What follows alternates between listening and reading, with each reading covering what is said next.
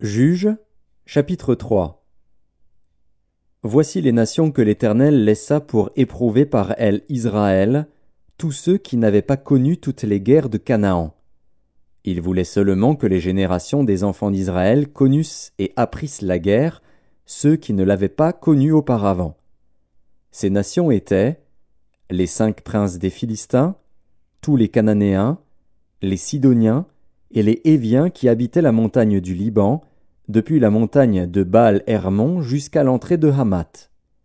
Ces nations servirent à mettre Israël à l'épreuve, afin que l'Éternel sût s'ils obéiraient au commandement qu'il avait prescrit à leur père par Moïse. Et les enfants d'Israël habitèrent au milieu des Cananéens, des Hétiens, des Amoréens, des Phéréziens, des Héviens et des Jébusiens. Ils prirent leurs filles pour femmes, ils donnèrent à leurs fils leurs propres filles, et ils servirent leurs dieux.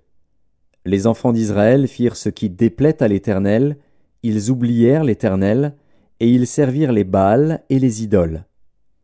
La colère de l'Éternel s'enflamma contre Israël, et il les vendit entre les mains de Cushan-Rishéataïm, roi de Mésopotamie.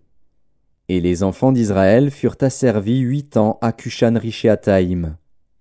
Les enfants d'Israël crièrent à l'Éternel, et l'Éternel leur suscita un libérateur qui les délivra, Othniel, fils de Kénaz, frère cadet de Caleb.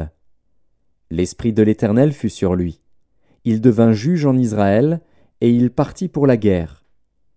L'Éternel livra entre ses mains Cushan-Rishéataïm, roi de Mésopotamie, et sa main fut puissante contre Cushan-Rishéataïm. Le pays fut en repos pendant 40 ans, et Othniel, fils de Kénaz, mourut. Les enfants d'Israël firent encore ce qui déplaît à l'Éternel, et l'Éternel fortifia Églon, roi de Moab, contre Israël, parce qu'ils avaient fait ce qui déplaît à l'Éternel. Églon réunit à lui les fils d'Ammon et les Amalécites, et il se mit en marche. Il bâtit Israël, et ils s'emparèrent de la ville des palmiers. Et les enfants d'Israël furent asservis 18 ans à Églon, roi de Moab.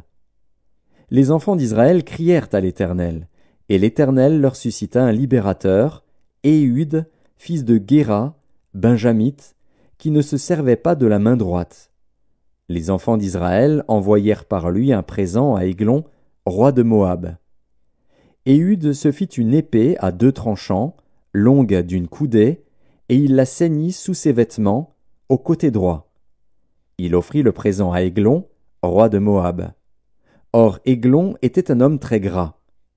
Lorsqu'il eut achevé d'offrir le présent, il renvoya les gens qui l'avaient apporté.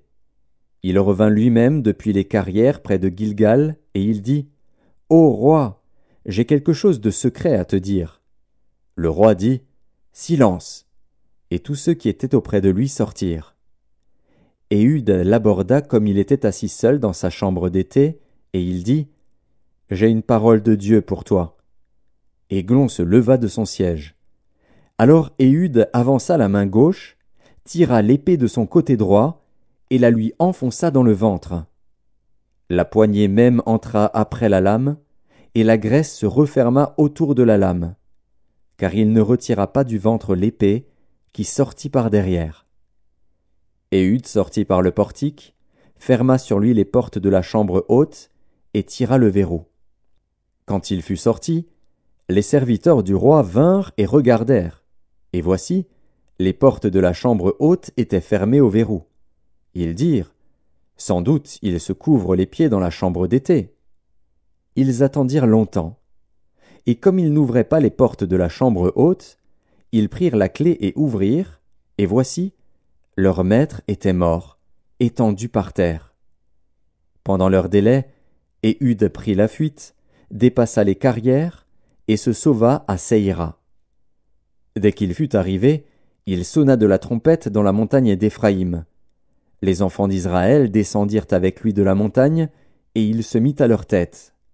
Il leur dit, « Suivez-moi, car l'Éternel a livré entre vos mains les Moabites, vos ennemis. » Ils descendirent après lui, s'emparèrent des gués du Jourdain vis-à-vis de Moab, et ne laissèrent passer personne. Ils battirent dans ce temps-là environ 10 000 hommes de Moab, tous robustes, tous vaillants, et pas un n'échappa.